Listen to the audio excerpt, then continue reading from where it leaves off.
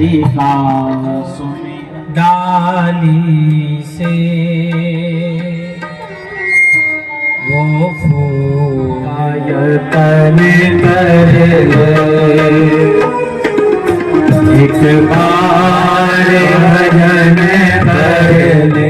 पुण्य भूमि पर आज नेहरू स्टेडियम परिसर में रुद्रचंडी महायज्ञ और शिव महापुराण कथा का जो आयोजन है, जिसका हम काफी समय से प्रतीक्षा कर रहे थे, उसका आज शुभारंभ हो गया है।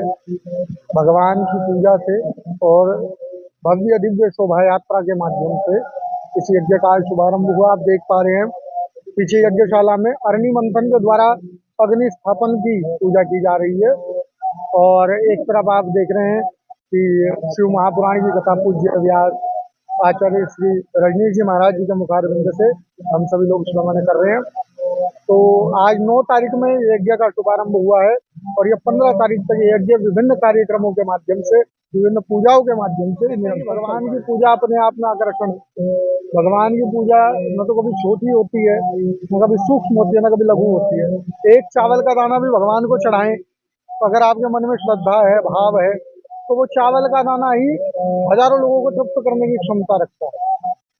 लेकिन फिर भी हम, भगवान ने कहा है गीता में, यो यो याम याम तनु भक्त भाई, जैसी जैसी जिसके चित्त की अवस्था है वो वैसे मुझे भजता है। तो हमारा मन है कि भगवान शंकर का ये महायज्ञ है, तो भगवान को 1 लाख बेलपत्र से भगवान का दिव्य लक्षार्चन है। लक्षार्चन की पूजा कल से प्रारंभ होगी, और प्रतिदिन भगवान को बिल्वपत्र चढ़ाए जाएंगे, और कुल 1 लाख बेलपत्र से भगवान शिव का शिवार्चन है। वो 1 लाख बेलपत्र क्या सभी श्रद्धालु चढ़ा सकते हैं या आप लोगों के द्वारा? नहीं, ये जो लक्षार्चन की प्रक्रिया होती है, इसका नियम ये होता है कि एक व्यक्ति 1008 बिल्वपत्र चढ़ाए भगवान के 1008 नामों से, और ये जो 1008 का जो क्रम है, ये 100 बार इसे बार बार किया जाएगा, तो ये 1 लाख बेलपत्र चढ़ेंगे। तो एक व्यक्ति जो चढ़ाना चाहे वो 1008 बिल्वपत्र चढ़ाए, ऐसा इसका नियम होता है, ऐसी इसकी मर्यादा है। तो बेलपत्र यहीं मिलेंगे या लेके आने हैं? बिल्वपत्र लेकर के आने हैं, क्योंकि फिर हम कहेंगे सारी पूजा रेडीमेड हो जाएगी, तो भगवान जी फिर फल भी रेडीमेड। ईश्वर क्या चाहता है आपसे? तो ज्यादा भी हो सकते हैं, फिर तो ज्यादा भी हो सकते हैं। मान लीजिए आपने तो 100 आदमियों का टारगेट रखा है, यहाँ पर 200 के मन में हो गया करने का। अधिकस्य अधिकम फलम, अधिक का अधिक फल है, कम नहीं होना चाहिए, है ना। अधिकस्य अधिकम फलम, ऐसा भी नहीं है कि सिर्फ बेलपत्र चढ़ाएं। बिल्वपत्र तो हमने एक संकल्प लिया कि बिल्वपत्र चढ़ाएंगे 1 लाख। आप आम के पत्ते चढ़ाएं भगवान को 1000, आप अशोक के पत्ते चढ़ाएं, आप आके जो भी भगवान को चढ़ता है वो आप आकर के यज्ञशाला में ब्राह्मणों के मार्ग निर्देशन में आप करें, स्वयं कुछ ना करें, क्योंकि यज्ञशाला एक मंदिर है, इसकी अपनी मर्यादा है। यहाँ जैसे अभी हमने आप सभी से विनम्र प्रार्थना की कि हमारे सारे पत्रकार बंधु, आप तो आदरणीय है, हमने आज आपको अतिथि के रूप में बुलाया, लेकिन फिर भी यज्ञशाला की एक मर्यादा है कि वहाँ एक परिधान है, एक व्यवस्था है, एक शांति है। तो यज्ञशाला के अंदर पूजा सब करें, मर्यादा में करें, नियम पूर्वक करें, मार्गदर्शन।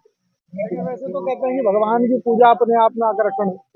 भगवान की पूजा न तो कभी छोटी होती है, न कभी सूक्ष्म होती है, न कभी लघु होती है। एक चावल का दाना भी भगवान को चढ़ाएं, अगर आपके मन में श्रद्धा है, भाव है, तो वो चावल का दाना ही हजारों लोगों को तृप्त करने की क्षमता रखता है। लेकिन फिर भी हम, भगवान ने कहा है गीता में, यो यो याम याम तनु भक्त भाई, जैसी जैसी जिसके चित्त की अवस्था है वो वैसे मुझे भजता है।